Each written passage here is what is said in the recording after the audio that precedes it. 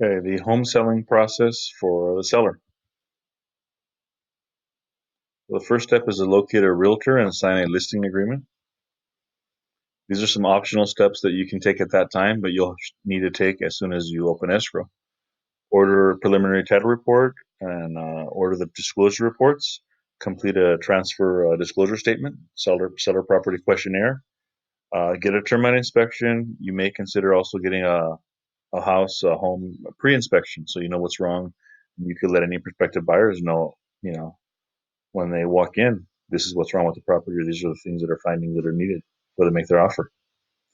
So you're gonna show your home. You'll have people make offers and make counter offers. So you review the whole contract, all the addendums, and then you'll sign acceptance. You agree to the offer that you came with the buyer. Then within 3 days, the buyer should be depositing their funds into escrow. And so if they don't do that, you would give them the buyer a notice to perform. You're going to order if you have a condo, HOA disclosures, and deliver those to the buyer. Within 7 days, you should have delivered your seller disclosures, reports, and inspections, the transfer disclosure statement, the natural hazard disclosure, the preliminary title report, the wood destroying pest and organisms inspection report. And you have to deliver a completed statement of information about yourself and your family, to escrow. Between 7 and 17 days, you'll make the property available for inspection. The buyer's going to have an inspection done. They're going to get a report. They're going to give you potentially a request for repair if there's some things in the property that the inspector finds that weren't visible when they originally made their offer. And so there's that negotiation period.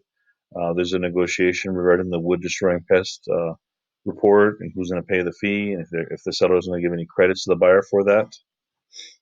And then after 17 days, the seller needs to give the buyer a notice to perform, to remove their inspection contingency, remove their appraisal contingency, and return all the signed disclosures that you provided to them.